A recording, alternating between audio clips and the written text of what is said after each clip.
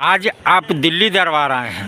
दिल्ली दरबार अपने आप में पूरे डाल्टनगंज को समेटने के लिए तैयार है, क्योंकि गांधी उद्यान पार्क में दिल्ली दरबार जब से आया है रौनक बढ़ गई है। एक भगवान सरकार है जिसने चुनाव के पहले युवाओं को ठगा 5 लाख बेरोजगारों को रोजगार देंगे, रोजगार नहीं दिए, सरकारी रोजगार नहीं दिए तो 5,000 और 7,000 का बेरोजगारी भत्ता देंगे।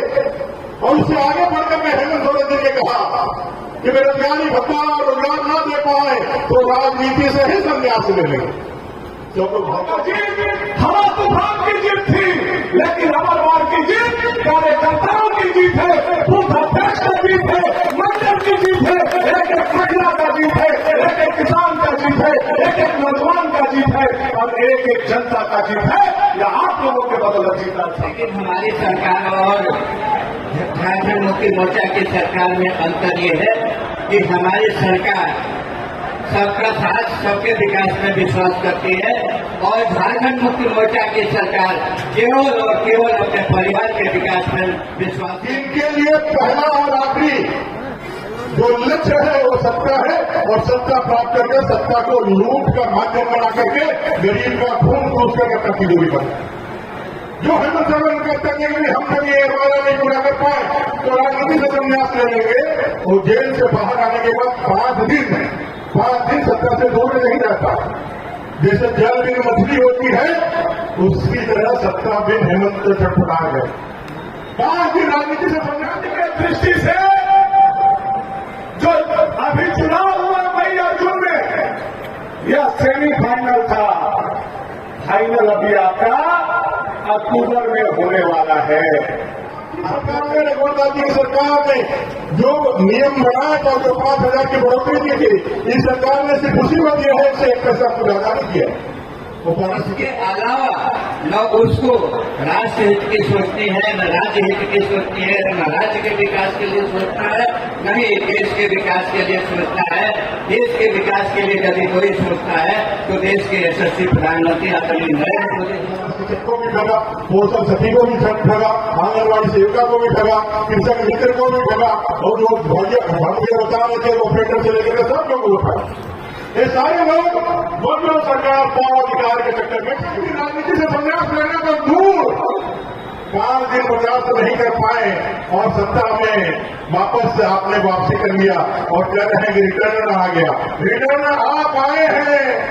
ये रिटर्न झारखंड की जनता आपको कह रही है कि महाठग रिटर्न आया है, फिर से ठगने के लिए आया है, फिर कोई लॉलीपॉप, फिर कोई वायदा, फिर बहनों के लिए कोई एक ऐसा वायदा लेकर के आएगा और आपको ठग के ले जाएगा। इसके लिए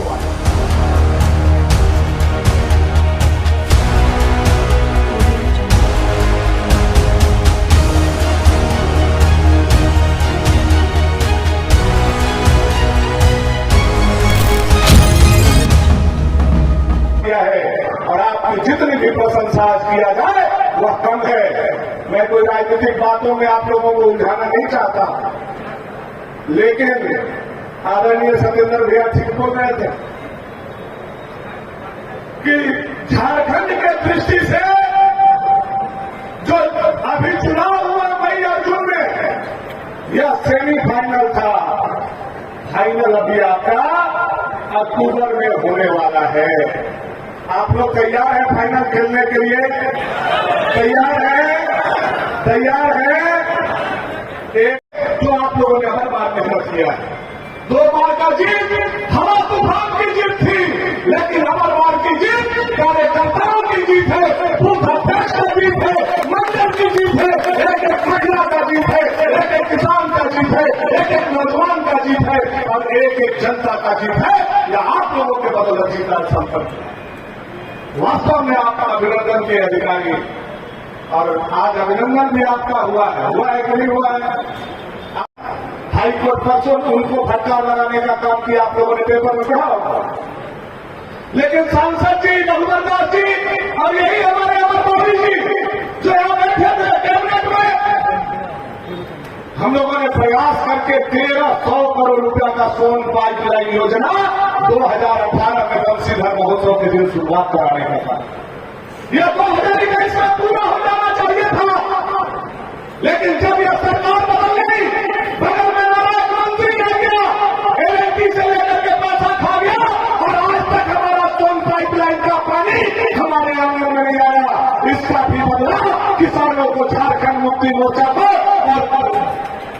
कांग्रेस और आरजेडी को फूल चढ़ा करके लेने का जरूरत है। अम्बेडकर जहां समाधि लिए ये 5वां स्थान को कोई तीर्थ स्थल बनाने का काम किया, तीर्थ स्थल बनाने का काम किया तो 56 इंच के छाती वाला नरेंद्र भाई मोदी ने करने का काम किया। यह हम लोगों को समाज के लोगों से जाकर के बताएं। जब यह बात हम बताने का काम करेंगे तब हमको पता चलेगा। बता रहे थे विधुरन भैया, हम लोगों को पता था आरक्षण खत्म कर देंगे, और अभी देखिए बहाली आया है आप लोगों का चपरासी का, चमदार के बहाली में अनुसूचित जाति को 0 कर दिया गया, 0 कर दिया लोगों ने। आप बताइए कौन आरक्षण समाप्त कर रहा है? आप कर्नाटक में चले जाइए, हिंदू का 4% ओबीसी का आरक्षण काट करके, आपका आरक्षण काट करके, आपका पेट काट करके मुसलमानों को देने का काम धर्म के आधार पर या नालायक इंडिया गठबंधन के सरकार ने करने का काम किया। आप उनसे पूछिए, उनसे जवाब लीजिए। मोदी का दामन बेदाग था, बेदाग है, और मोदी जब तक जिंदा रहेंगे उनके दामन पर कोई माई का लाल जान नहीं लगा सकता। ये हमारा मोदी और ये हमारे भारतीय जनता पार्टी का संस्कार है। इसलिए भारतीय जनता पार्टी के एक एक कार्यकर्ता आज से लेकर के चुनाव तक हम लोगों को नहीं बैठना है। अगर आप मेहनत और तपस्या नहीं करते तो जो साजिश रची गई थी देश और दुनिया से, तीसरा बार कमल हम लोग नहीं खिला सकते। ऐसा साजिश जो कभी कोई कल्पना नहीं कर सकता था। अभी तक को नाम दिया था समीक्षा के बैठक में। मैं आपको बताना चाहता हूं, साजिश केवल संविधान के बदलने के लिए नहीं कहा गया, साजिश केवल आरक्षण को समाप्त करने के लिए नहीं कहा गया, बल्कि गांव-गांव, घर-घर में जाकर के कहा गया, यह जो आपका आवास बना है, मोदी जी तीसरा बार आ जाएंगे तो आवास का पैसा वसूल लेंगे। ऐसा घटिया अफवाह भी लोगों ने करने का काम किया। मोदी जी के सत्ता प्राप्ति नहीं हो इसके लिए अफवाह और झूठी खबरें फैलाने का काम किया। मैं आपको बताना चाहता हूं, ऐसा घटिया कभी कोई पंचायत चुनाव में भी ऐसे हथियार का उपयोग नहीं कर सकता है जो लोकसभा के चुनाव में मोदी जी को रोकने के लिए, श्री राम जी को रोकने के लिए, भाजपा को रोकने के लिए ये इंडिया गठबंधन वालों ने किया। ऐसा कोई पंचायत के चुनाव में भी घटिया बात को नहीं बता सकता और घटिया काम नहीं कर सकता। जिसका न सर है न पैर है, ऐसे बातें कर करके हमारे लोगों को तोड़ने की कोशिश की गई। हमारे रास्ते में बाधा करने के लोगों ने कोशिश की, लेकिन उस कोशिश को आप लोगों ने नाकामयाब करने का काम किया। मैं आदरणीय सांसद जी को बताना चाहता हूं और नेता प्रतिपक्ष जी को भी कहना चाहता हूं, जिस दिन हम लोग शिवाजी मैदान में कार्यक्रम किए थे और मैंने सारे विधायकों से कहा था कि आप कितना वोट लाएंगे, आप कितना वोट लाएंगे, आपको कितना वोट लाना है। मैंने कहा भोलापुर से 2 लाख वोट में दिलवाने का काम करूंगा। हमारे विरोधी भी और कुछ हमारे लोग भी हमारा उपहास बना रहे थे, कह रहे थे पिछला बार इसलिए भोलापुर में 1.5 लाख वोट आ गया था कि कुछ और लोग हमारे साथ थे, अब वो चले गए हैं, भोलापुर में अब 1 लाख पार करना मुश्किल हो जाएगा, ऐसे कहने वाले लोग भी थे। और उसी दिन जिस दिन मैंने शपथ लिया था, मैंने दूसरा शपथ बांधा कि पिछला बार से एक भी वोट हम कम नहीं होने देंगे। कार्यकर्ताओं ने जो पसीना बहा करके आप लोगों के बदौलत भोलापुर में वोट कम नहीं हुआ, बल्कि आप लोगों ने बढ़ाने का काम किया। कि आप लोगों की बदौलत आज हर काम यह सरकार कर रहा है। क्या वादा किया था? 5 लाख नौकरी देंगे, दिया क्या? दिया। बेरोजगारी भत्ता देंगे, दिया। 72,000 रुपया चूल्हा खर्चा देंगे, दिया। बेघर लोगों को मुफ्त में 5 डिसमिल जमीन देंगे, दिया। बूढ़ा बूढ़ी का पेंशन 2,500 कर देंगे, दिया। 2500 रुपये क्विंटल धान खरीदेंगे, खरीदा। ये दुर्दशा कर दिया। ये सरकार ने अपना वादा को तो कोई पूरा नहीं किया, लेकिन सरकार के मुख्यमंत्री और बदल के के जनता से बालू तक छीन लिया। यह नालायक सरकार हेमंत सोरेन का सरकार है, जो झारखंड के जनता से बालू, जो बालू 500 रुपए देकर भारतीय जनता पार्टी की सरकार में गरीबों को मिलता था घर बनाने के लिए, प्रधानमंत्री आवास बनाने के लिए, ओटा बनाने के लिए, नाव बनाने के लिए, घर ढालने के लिए, आज वो 500 का बालू 5000 हो गया कि नहीं हो गया? बताइए आपको, हो गया कि नहीं हो गया? 5000 रुपया कर दिया। गरीबों का घर नहीं बन रहा है। आज नेता प्रतिपक्ष यहां बैठे हुए हैं, मैं इनके और प्रदेश अध्यक्ष बाबूलाल जी के सहमति के आधार पर कहना चाहता हूं, क्योंकि पार्टी में मैंने यह विषय रखा है और आपका नेता को भी कहना चाहता हूं कि आप लोग जाकर के जनता को यह बात बताइए कि जिस दिन भारतीय जनता पार्टी की सरकार झारखंड में बनेगी, 24 घंटा के अंदर बालू को फ्री कर दिया जाएगा। यह भारतीय जनता पार्टी का ऐलान है, यह घोषणा आप लोगों को करना है। यह तुष्टीकरण करने वाली सरकार बच्चा लोग के पोशाक का खड़ा कर दिया, यह इस्लामीकरण कर दिया। आप बताइए, हजारों की संख्या में यहाँ कार्यकर्ता है, आपका बाल बच्चा जब भैया पहन के आता है तो आपको बढ़िया लगता है? लगता है? अच्छा लगता है? नहीं लगता है कि मदरसा से पढ़ के हमारी बेटी जाए बेटा है? लगता है कि नहीं लगता है? दूसरा बात मैं आपको अपने भारतीय जनता पार्टी के आधार पर कहना चाहता हूं कि जाकर के जनता को बताइए और आपसे यह बात करिए कि जब से भारतीय जनता पार्टी की सरकार आएगी, 24 घंटा में यह हरा रंग, यह पाकिस्तानी रंग हम लोग उतार देंगे और बच्चों का पोशाक बनाने का काम करेंगे। यह घोषणा करने का काम, अब यह भी घोषणा करने का काम कीजिए। 12 शिक्षक को ठगा हेमंत सोरेन ने, आंगनबाड़ी सेविका को ठगा, सहिया को ठगा, मनरेगा कर्मी को ठगा, अनुबंध कर्मी को ठगा, डाटा ऑपरेटर, कंप्यूटर ऑपरेटर से लेकर के एक एक अनुबंध पर रसोईया तक काम करने वालों को ठगा। भारतीय जनता पार्टी के प्रदेश के उपाध्यक्ष होने के नाते मैं पार्टी के सहमति से आपको बताना चाहता हूं, चल करके अपने गांव घर को बताइए कि भाजपा की सरकार आएगी तो 3 महीना के अंदर यह तमाम समस्या का समाधान हम लोग करके उनको अनुबंधित करके नहीं रहने देंगे, बल्कि उनका मान सेवा को कराने का काम करेंगे, उनको 7 साल के लिए सिक्योर करेंगे और उनको आने वाला भविष्य उज्जवल बनाएंगे। यह बात आप लोगों को बताने की जरूरत है। क्या हम लोग यह बात बता सकते हैं कि नहीं बता सकते? परिषद की पराकाष्ठा करके सिलसिलाते धूप में बूथों पर तैनात रह करके भारतीय जनता पार्टी के उम्मीदवार के पक्ष में मतदान के लिए जनता जनार्दन को प्रेरित किया, स्वयं को मतदान दिया भी दिया, अपने परिवार के सभी सदस्यों को भी मतदान देने के लिए आग्रह किया। इससे ज्यादा मेरे लिए सौभाग्य की क्या बात हो सकती है कि देश के यशस्वी प्रधानमंत्री जी को पुनः तीसरी बार प्रधानमंत्री बनाने में पलामू संसदीय क्षेत्र के भी की ओर से भी योगदान रहा और ये जो योगदान आपके परिश्रम का प्रतिफल का रहा। भारतीय जनता पार्टी के आप कार्यकर्ता हैं, भारतीय जनता पार्टी के कार्यकर्ता अन्य पार्टियों के कार्यकर्ताओं से भिन्न हैं। इसके लिए आपके प्रति आभार व्यक्त करते हैं। हमारी ये कोशिश है और भारतीय जनता पार्टी की ये हमेशा कोशिश रहती है कि जो कहें उसको करें। इसलिए हम कहते हैं कि भारतीय जनता पार्टी जो कहती है वो करती है।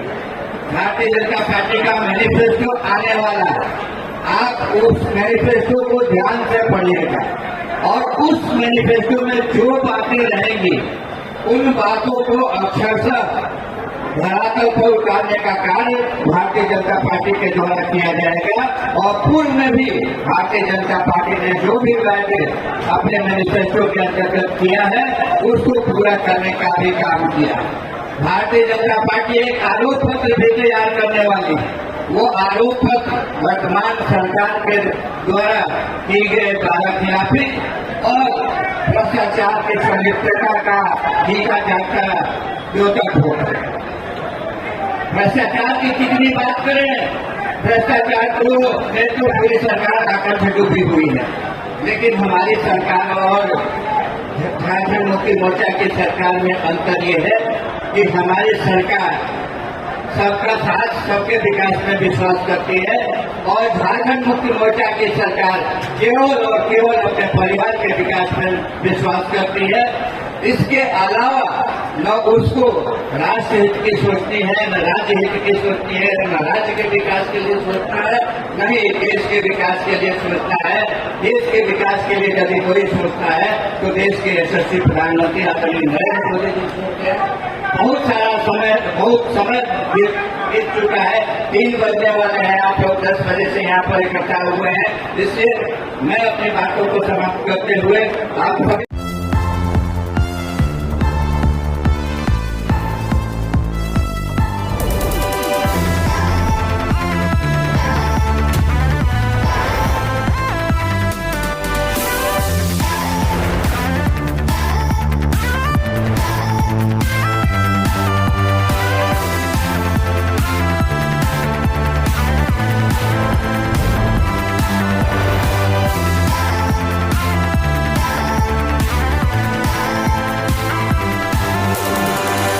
The Mahindra XUV 3XO.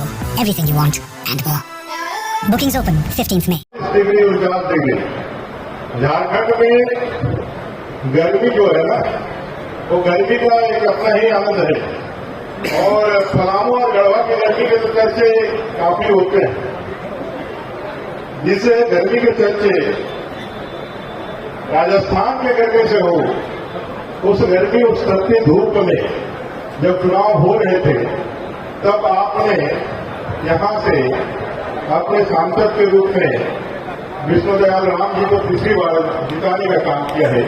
ऐसे बूथ के गांव के सम्मान में यह सम्मान समारोह है, अभिनंदन समारोह है। और इस अभिनंदन समारोह में आप आए हैं, एक बार अपने लिए और पूरे मंच के लिए दोनों हाथ बांधे मेरे साथ जोरदार तरीके से जोरदार नारे के साथ भारत माता की, भारत माता की, वंदे वंदे। आज इस विजय अभिनंदन और आने वाले समय में विजय के संकल्प की सभा में अध्यक्षता कर रहे सम्मानित जिला के अध्यक्ष श्रीमान ठाकुर प्रसाद ठाकुर जी, पता के बाद भी आपने जीत दर्ज की, लेकिन जीत कहीं न कहीं थोड़ा सा फीका रहा। जब हम याद करें तो आज जून को हम जीत गए, देश में प्रधानमंत्री जी तीसरी बार प्रधानमंत्री भी बन गए, लेकिन कार्यकर्ताओं में वो जुनून और उत्साह थोड़ा कम दिख रहा था। दिख रहा कि नहीं दिख रहा था? लग रहा था कहीं कुछ कमी रह गई है, ऐसा लग रहा कि नहीं लग रहा? ऐसा माहौल कांग्रेस और उसके गठबंधन ने बना दिया कि हम जीते नहीं और जीत गए। देश के अंदर 99 सीट ला करके कांग्रेस तीसरी बार 100 से कम वोट हुए, 100 से कम सीट में सिमट गई। हम 240 से सीट लेकर के आए। हमारे एनडीए 3-4 अलायंस, हम लोग पोस्ट-4 अलायंस की बात नहीं कर रहे। 2014 में भी एनडीए गठबंधन की सरकार थी, 2019 में भी एनडीए गठबंधन की सरकार थी और 2024 में भी एनडीए गठबंधन की सरकार है। हम पूर्ण बहुमत की सरकार बनाए, लेकिन उन्होंने ऐसा आबो हवा करा कि मोदी जी को उन्होंने रोक दिया। मोदी जी को रोक दिया, हमारे कार्यकर्ता भी थोड़ा सा मायूस किया। झारखंड में ऐसा बना दिया कि 5 सीट हार गए, 5 सीट हार गए, सारे जनजातीय सीट हार गए। अरे सारे जनजातीय सीट हार गए, 14 सीटों का ये लोकसभा झारखंड का 14 में 9 हम जीते हैं। कितना जीते हैं? अरे भैया कितना जीते हैं? थोड़ा जोर से बताओ। आरोप कितना जीते हैं? तो ज्यादा कौन है? अरे ज्यादा कौन है यार? तो जीता हम है, 9 है। अरे तो बोलो यार, ताली बजाओ अपने लिए जीते हैं, जो काम मिला। हम जीते नहीं है। जो लोग कह रहे हैं कि भाई जनजातीय सीट आपने नहीं जीता है, तो आपको बताना चाहते हैं सभी मुख्यमंत्री कौन थे? जनता सोरेन जी। और निश्चित रूप से इंडिया अलायंस जो लड़ाई लड़ा, उसमें भी मुख्यमंत्री होने के नाते भले ही हो ना मानते हो, तो डब्बे मुख्यमंत्री मानते हो, लेकिन नेतृत्व और चेहरा तो नहीं का था। वो चुनाव में नेतृत्व कर रहे थे। और चुनाव में नेतृत्व उन्होंने किया और उसे चंपई सोरेन जी को उनके विधानसभा क्षेत्र जो आदिवासी के लिए रिजर्व है सरायकेला, वहां हम लोगों ने भारतीय जनता पार्टी के लोगों ने 22,000 से उनको विधानसभा हरा दिया। बजाओ का भी वो जीत है कि नहीं जीत है, वहां उनको हराया। हेमंत सोरेन के भाई जो मंत्री भी थे बसंत सोरेन दुमका से, वो विधायक है, वो दुमका में भी हेमंत सोरेन के भाई बसंत सोरेन और मंत्री को हम लोगों ने हराया कि नहीं हराया, वहां भी हम जीते। बुलाओ काली जीते कि नहीं जीते। जामा में हमने उनको हराया, वो भी आदिवासी सीट है। घाटशिला में हमने उनको हराया, वो भी आदिवासी सीट है। कोटका में भी हमने उनको हराया, वो भी आदिवासी सीट है। और जो बड़े बड़े हेकड़ी और सेठी बजाते हैं और यहाँ आते हैं तो मार ऐसा एक माहौल बनाते हैं कि लगता है जो ही सेकेंड मैन है, पूरा जो सरकार वही है, भले मुख्यमंत्री नहीं रहे लेकिन सरकार वही है। लोग बालू में से तेल निकालते हैं और बालू में से बाल निकाल दिए। ऐसे बगल के, ये बगल का मंत्री कौन है आपको को मालूम है ना?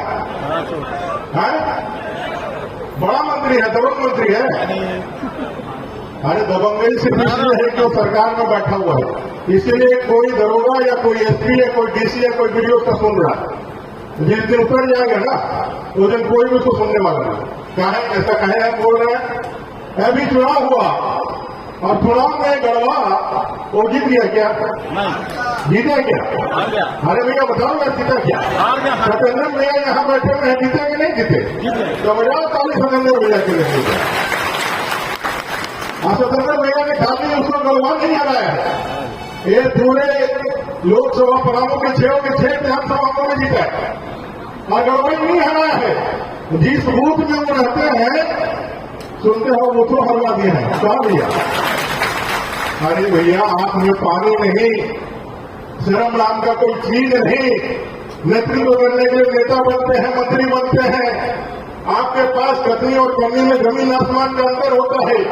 आप देश हारे, आप झारखंड हारे, आप विधानसभा हारे। 52 विधानसभा भारतीय जनता पार्टी के कार्यकर्ताओं ने जीता है। एक बार जोरदार तालियों के साथ बधाई चाहिए।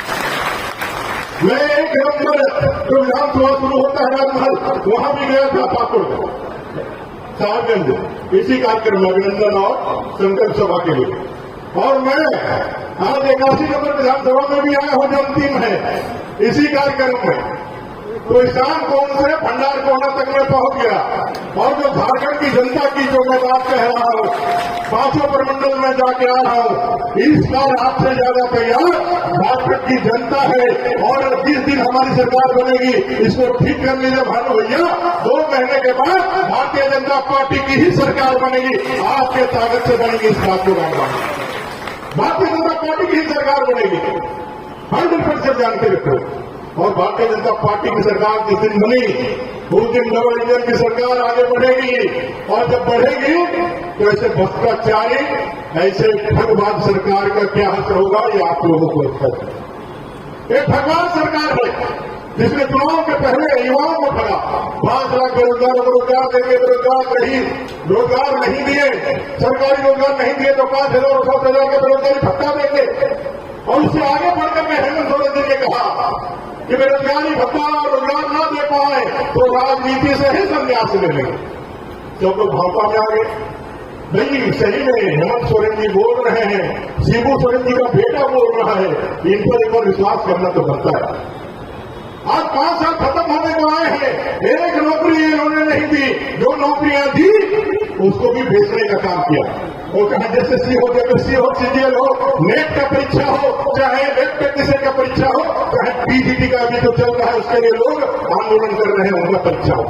एक भी सीट इन्होंने फ्री एंड फेयर नहीं दिया। आज हाईकोर्ट ने भी बताया है जिस सेगमेंट इन्फोटेक जिसने परीक्षाएं ली उसको ब्लैकलिस्ट करने का काम किया था सरकार ने, छात्रों के दबाव में, युवाओं के दबाव में, वो सही था। और फिर भी जो ब्लैकलिस्टेड, जो गड़बड़ी करने वाली जो कंपनी थी उसने जो परीक्षा लिया था, आज उस परीक्षा लेने वाले कंपनी को उनको तो ब्लैकलिस्ट किया, लेकिन उसने जो परीक्षाएं ली उसके बच्चों को सफल बना करके आज नियुक्ति पत्र बांट रहे। आपने इन्हें नियुक्ति पत्र बांट करके साबित कर दिया है कि आपके लिए धनी सबसे बड़ा है, क्योंकि आपने उनको पास कराने के लिए पैसे लिए हैं। आपने पैसा लेकर उनको पास कराया है, इसलिए ये जवाबदारी आपकी बनती है कि अगर पैसा लेके नहीं पास करा कर वो नौकरी देंगे तो जब तो पैसा खो देंगे। बड़ी बड़ी बातें करने वाला है हेमंत जी का सरकार, अनुबंध कर्मियों को हम परमानेंट कर देंगे, अनुबंध कर्मी नाम समाप्त कर देंगे। इसी पलामू से सहायक पुलिस के लोग बैठे हुए हैं, अभी लगातार बैठे हुए हैं इस पलामू गढ़वा के लोगों को।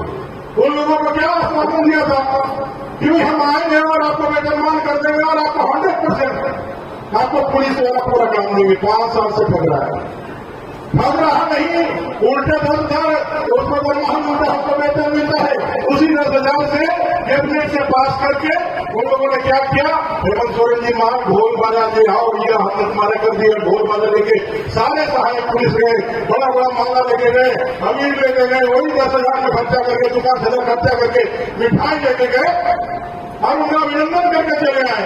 लेकिन आज तक उनका कोई काम नहीं हुआ। ऐसे ही 12 शिक्षक का हुआ। 12 शिक्षक फोन किया था, यही के अध्यक्ष जो है उन्होंने फोन किया था कि हम लोगों ने ठग लिया। हम लोग कैसे ठग लिया भैया, आपको सहायक अध्यापक और आपने तो बड़ी बड़ी बातें करी, आपने तो उनका जो है सम्मान किया, आपने कहा कि भाई ये तो काम हो गया हमारा। वो तो कहेंगे सब भूखे था, ये ठगे लिया है, कुछ किया नहीं। जो आपकी सरकार ने, रघुवर की सरकार ने जो नियम बनाया था, जो 5,000 की बढ़ोतरी की थी, इस सरकार ने सिर्फ उसी को दिया है, इससे 1 पैसा को ज्यादा नहीं किया। वो 12 शिक्षक को भी ठगा, पोषण सखी को भी ठगा, आंगनबाड़ी सेविका को भी ठगा, कृषक मित्र को भी ठगा, और जो भौतिक बता रहे थे ऑपरेटर से लेकर सब लोगों को ठगा। ये सारे लोग दोनों सरकार पावर अधिकार के चक्कर में पीछे पीछे चले। अरे आपको समझना होगा कि इनके लिए पहला और आखिरी जो लक्ष्य है वो सत्ता है, और सत्ता प्राप्त करके सत्ता को लूट का माध्यम बना करके गरीब का खून चूस करके प्रतियोगी बने। जो हेमंत सोरेन कहते हैं कि हम कभी ये वादा नहीं पूरा कर पाए तो राजनीति से संन्यास ले लेंगे।